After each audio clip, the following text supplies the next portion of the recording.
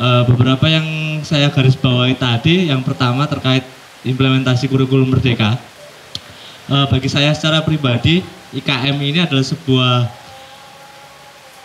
kebijakan yang luar biasa yang ditetapkan oleh Kemendikbud. Karena ini merubah pola pikir siswa kita yang sebelumnya itu keinginannya adalah memiliki nilai yang bagus dan tumbuhnya jiwa-jiwa itu jiwa kompetitif. Kekurangan dari jiwa-jiwa kompetitif itu adalah ketika mereka menang, mereka akan sombong, jumawa. Tapi ketika mereka tidak memenangkan suatu kompetisi itu, mereka akan ada dengki, kemudian dendam, dan tidak ada, istilahnya mereka hubungan baiknya dengan temannya akan buruk.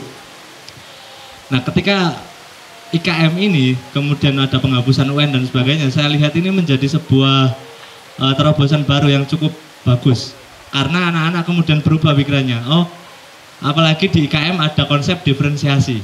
Setiap anak itu diyakini memiliki kelebihannya masing-masing. Masalahnya itu bukan dari konsep yang ada di Kemendikbud. Masalahnya adalah bagaimana prakteknya yang ada di lapangan saat ini. Meskipun kita tahu ada guru penggerak, ada fasilitator, ada sekolah penggerak dan sebagainya, pertanyaannya apakah sudah menyeluruh kepada sekolah-sekolah. Apalagi kita tahu ada sekolah yang memang ketika menemukan anak untuk peserta didik baru itu saja susah. Sepengetahuan saya tujuan utama pendidikan itu bukan kok bagaimana mendapatkan peserta didik baru, tapi bagaimana menciptakan manusia-manusia educated atau terdidik. Jadi bukan sebuah alasan kalau ada sekolah swasta yang beralasan kok sekolah kami itu sekolah kecil dan sebagainya tidak bisa IKM atau menerapkan P5. Kami rasa seperti itu. Nah, rekomendasi dari kami barangkali yang bisa dilakukan adalah untuk menerapkan IKM dan P5 ini agar lebih bagaimana kalau ada semacam fasilitasi secara khusus, apalagi untuk sekolah-sekolah yang memang sekolah itu di daerah terpencil atau memiliki keterbatasan dalam berbagai hal, itu dilaksanakan langsung oleh dinas pendidikan. Kalau memang dinas pendidikan dirasa mungkin terlalu banyak yang dikerjakan, barangkali bisa bekerja sama dengan komunitas-komunitas pendidikan atau bisa bekerja sama dengan teman-teman mahasiswa. Karena sekarang ini dari Dikti juga itu sudah ada Merdeka Mengajar, Kampus Merdeka dan sebagainya.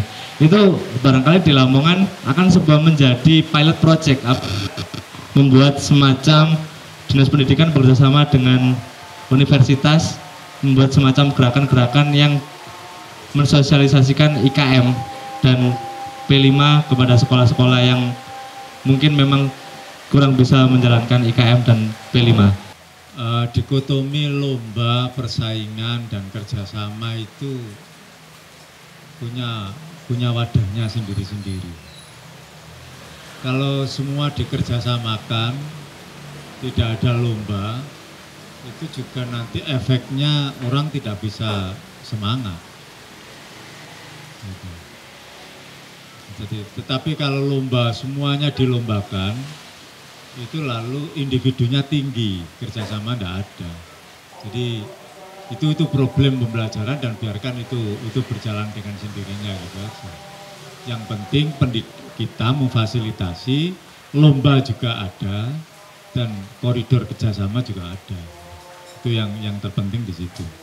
Nah, mungkin salah satu alasan kami dihadirkan di sini kan salah satunya mungkin partisipasi apa yang bisa kita ambil untuk penguatan profil pelajar Pancasila ini seperti itu.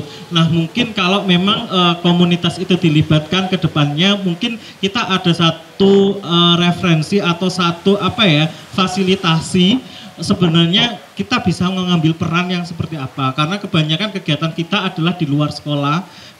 Dan mungkin masa kita lebih banyak adalah mahasiswa dan lain sebagainya. Jadi intinya mereka yang dengan sukarela memberikan satu edukasi kepada masyarakat atau kepada anak-anak tentang satu materi atau isu, mungkin salah satunya juga Pancasila gitu.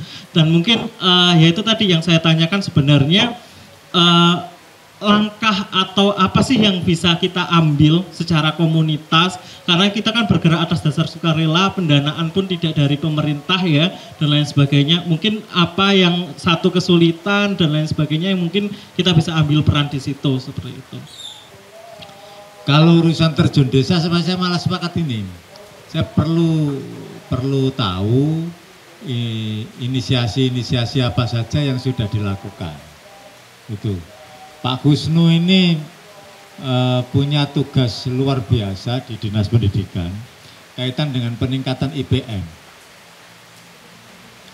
Jadi kita itu sudah punya undang-undang pondok pesantren. Memang ada pendidikan formal, pendidikan informal. Nah, BPS itu belum bisa mengakui dan memang tidak punya ijazah itu yang alumni pondok pesantren yang hanya ngaji kitab. Tapi ono enggak ngaji kitab itu terus setingkat SMA menurut Berdani. Nah, itu yang penting. Karena ternyata bahwa kita ini di Lamongan, IPM kita itu yang notok sejak dulu nomor 16 di Jawa Timur. Salah satunya karena lama belajar kita itu hanya 8 tahun. Belum naik kelas. Masih kelas berapa? 8 tahun itu kelas 2 SMP nggih, Pak Singgi. 2 SMP. Harusnya kita ini kalau dibanding itu ya yang seandainya yang lulusan pondok pesantren itu diakui gitu. Karena lama belajar saya mondok itu misalnya, saya mondok selama 12 tahun. Jadi saya diakui lulus SMA itu sudah wah, IPM kita bisa naik luar biasa. Kalau buta aksara kita sudah 0, Lamongan sudah hilang. Tapi mungkin inisiasi-inisiasi yang dalam bentuk apa untuk yang lain. Cuman saya tadi bilang untuk IPM itu concern Dinas Pendidikan dan itu menjadi concern kita bersama. Memandang program Mas Menteri tentang Merdeka Belajar ini memang bagus sekali, dan untuk Lamongan menanggapinya itu istilahnya gercep ya. Jadi memang orang-orang potensial, banyak orang-orang potensial di Lamongan, memang banyak ya yang potensial di Lamongan seperti panjenengan-panjenengan semua, dan diklat yang diadakan oleh dinas juga sudah bagus sekali. Terus antusiasme dari Bapak Ibu guru juga luar biasa. Meskipun kita ketika di lapangan itu menjumpai beberapa kesulitan. Katakanlah yang tadi dikatakan mungkin kesulitannya kalau di sekolah negeri oke saja lah, masih fasilitas masih mendukung. Kebetulan saya juga nyambi di sebuah sekolah swasta. Begitu itu ketika kita menerapkan P5 itu agak tertatih-tatih di seperti kata teman-teman tadi, fasilitas. Jadi anak-anak SMK di beberapa SMK swasta itu ketika melaksanakan P5 itu kita kesulitan di fasilitas juga sarana dan prasarana. Untuk negeri masih bisa jalan dan ditangkap sangat semangat oleh kawan-kawan guru. Jadi insya Allah kalau di Lamongan ini proyek P5 ini bisa nanti akan sukses kalau kita melihat optimisnya seperti itu. Pertanyaan saya di sini, kira-kira kalau di Lamongan ini P5 ini bisa terimplementasikan ini berapa tahun ya? Memang kita nggak ada yang tahu, tapi perkiraan bagaimana ya nanti ke depannya, apakah itu berapa lama itu bisa teraplikasikan begitu? Ya, pertanyaan sampai berapa lama ini pertanyaan sulit. Ya, sulitnya apa? Karena guru-guru kita ini variasinya banyak sekali, mulai dari yang muda yang semangat sampai yang sudah sepuh gitu. Ini bergantung proyek nasional. Minta persentase berapa bisa buatkan itu. Ya, jadi P5 itu dan Pak Gofur sendiri memahami, saya tahu persis mungkin ya. Di sekolah itu masih banyak guru yang tidak paham. Gitu. Ya, jadi masih tadi loh, masih iki gawe produk. Nah, itu nih gitu. Wes nak, besok itu kita buat project tentang sulaman. Besok itu ya gawe taplak, kamu bagian gawe sapu tangan kamu.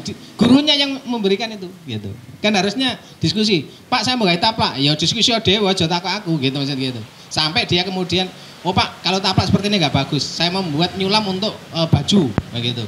Baju kemanten atau baju apa kemudian disulam. Itu tapi mereka idenya dari mereka gitu. Nah, guru cuma memfasilitasi. Itu makanya seperti itu. Jadi kalau semua guru menurut saya mau menuntaskan PMM itu lebih cepat. Ya. Jadi kalau guru itu syaratnya PMM itu tuntaskan dhisik. PMM itu ada kan mulai 1 sampai 5 sampai 7 lah. Sampai 3 saja itu sudah, kalau pemahamannya udah mulai bagus itu oh ya berarti seperti ini gitu. Artinya untuk guru sendiri itu harus memahami bahwa ini adalah proses agar anak itu bisa mandiri, itu saja. Mandiri berproses mulai merencanakan, mencari informasi, kemudian sampai membuat desain, kemudian sampai menciptakan, kemudian presentasi, kemudian sampai kemudian membuat kayak pameran sebagainya. Ini kalau misalnya itu dijalankan, wah itu sudah adalah bagus. Intinya seperti itu. Jadi selesai enggak, itu setiap guru insya Allah nanti bisa ke sana, gitu. Saya yakin. Ya, tapi sekarang ini masih banyak guru yang tidak paham, itu aja. Jadi gambarannya dinas pendidikan sukses belum. Yo, njobo ae kan gitu. Tapi kalau misalnya tanya tadi di sampling sungguhan 5 dari satu guru gitu, yang satu sing paham, sing 5 enggak paham gitu. Ya. Itu yang melaksanakan sungguhan nah gitu. Yang lainnya saya nunut-nunut. Nah, itu sing itu aku nurut awakmu enggak apa-apa, aku nyontoh gitu. Gitu misalnya gitu. Ya ini. Jadi memang perubahan butuh proses tapi saya yakin saja.